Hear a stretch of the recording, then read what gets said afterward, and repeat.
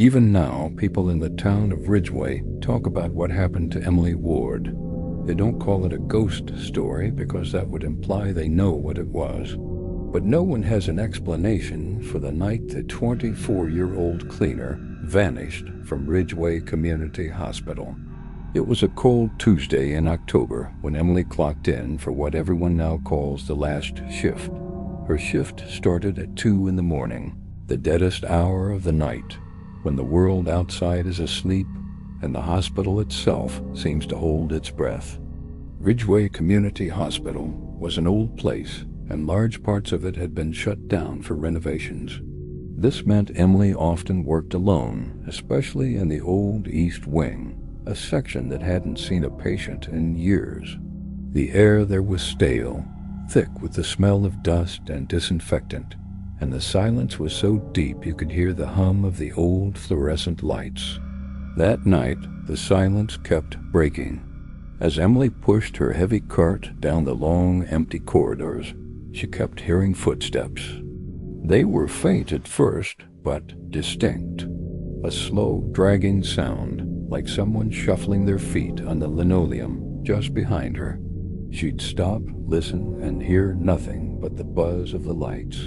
She figured it was just security doing their rounds, maybe one of the older guards with a bad leg. But the feeling of being watched was a cold weight on her shoulders. Later, when she'd get a chance to glance at the security monitors in the main office, she'd see the hallways were and had been completely empty. No one had passed by. She shook it off. Old buildings make strange noises. It was easy to get spooked when you were all alone. She continued her work, trying to focus on the familiar rhythm of mopping the floor, back and forth, back and forth. She was in the middle of Corridor C, a particularly long and dark hallway, when the motion sensor lights at the far end flickered on. Emily froze, her hands tight on the mop handle. The sudden pool of light revealed a silhouette standing perfectly still, its back to her, facing the wall. It was the shape of a person, tall and slender, but it was completely motionless. Her heart hammered against her ribs. Maybe a patient had gotten lost, wandered in from one of the active wings. It happened sometimes, especially with the elderly or disoriented. Taking a deep breath to steady her voice, she called out, "Hello? Are you okay?" "The hospital is closed in this section." Her voice echoed in the cavernous space, but the figure didn't respond. It didn't turn. It didn't even twitch. It just stood there, a dark shape against the pale, peeling paint. A prickle of fear, sharp and cold, ran down her spine. This felt wrong. She took a cautious step forward, intending to get a little closer to see if they needed help. But as soon as her foot touched the ground, the lights at the far end of the hall switched off, plunging the figure and the entire corridor back into near-total darkness. The only light now came from the section she had just mopped, far behind her. A wave of pure dread washed over her. Her training told her to call security, to not approach a potentially unstable person. Her instincts screamed at her to run. She chose to listen to her instincts. Turning quickly, she started walking briskly back toward the main junction, her rubber-soled shoes squeaking on the damp floor. She wasn't going to run. Running felt like admitting she was scared, like inviting whatever was in that hallway to chase her. Just walk, she told herself. Get to the elevator, get to the main wing, where there are other people. As she passed under one of the old intercom speakers mounted on the ceiling, it crackled to life with a burst of static. She jumped, her heart leaping into her throat. Then a voice came through. It wasn't a shout or a clear announcement. It was a whisper, low and raspy, a dry rustle of sound that seemed to be right beside her ear. The voice said 2 words, "Don't turn around." That was it. All pretense of calm shattered. Emily broke into a full sprint, her feet pounding against the floor, the sound echoing unnaturally in the confined space. The elevator was just ahead. She could see the metal doors gleaming faintly. She jabbed the call button again and again, her breath coming in ragged gasps. The light above the button didn't illuminate. The doors remained shut. She hit it again, desperately. The elevator was old, notorious for being slow, but it had never just not worked. Then the intercom crackled again, the static louder this time.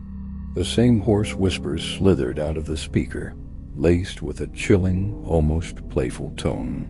"He's right behind you." A scream tore from her throat, raw and terrified. She hammered on the elevator doors with her fists, begging for them to open, tears streaming down her face. She didn't dare look behind her. She could feel the presence there, a cold spot in the air, the sense of something immense and ancient standing just inches away. The silence that followed was worse than the whisper. It was heavy, expectant.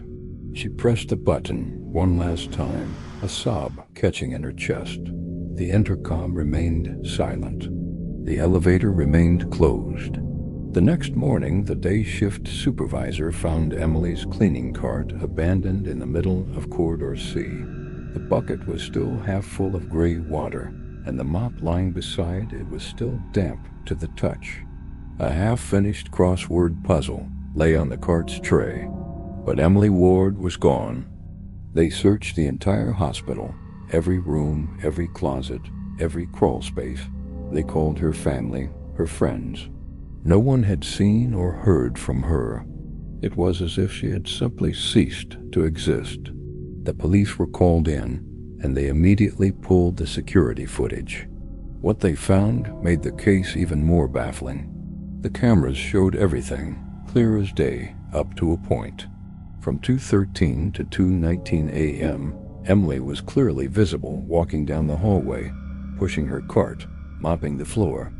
She looked tired, but normal. Then, at exactly 2:20 a.m., something bizarre happened. Her image on the screen began to distort, to blur and waver, like a heat haze rising from asphalt.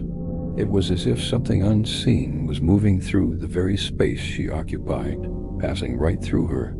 In the final seconds of the footage, Emily's head whips around. Her eyes are wide with a look of sheer, undiluted terror, staring at something just behind her, something the camera couldn't see. And then she vanished. Not walked out of frame, not dragged away. One moment she was there, mid-stride, her mouth open in a silent scream, and the next, the frame was empty. The cleaning cart sat alone in the hallway. She was gone, erased from the footage, as if she had never been there at all. Her body was never found. The only trace of her ever discovered was her employee ID badge. It was found months later during the renovation. A construction worker broke down a wall to a small, forgotten storage room.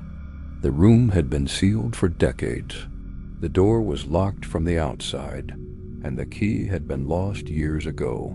There were no windows, no vents, no other way in or out. Inside, covered in a thick layer of dust, was Emily's badge, lying face up in the center of the floor. The hospital eventually finished its renovations, and the East Wing is now a modern, brightly lit part of the facility.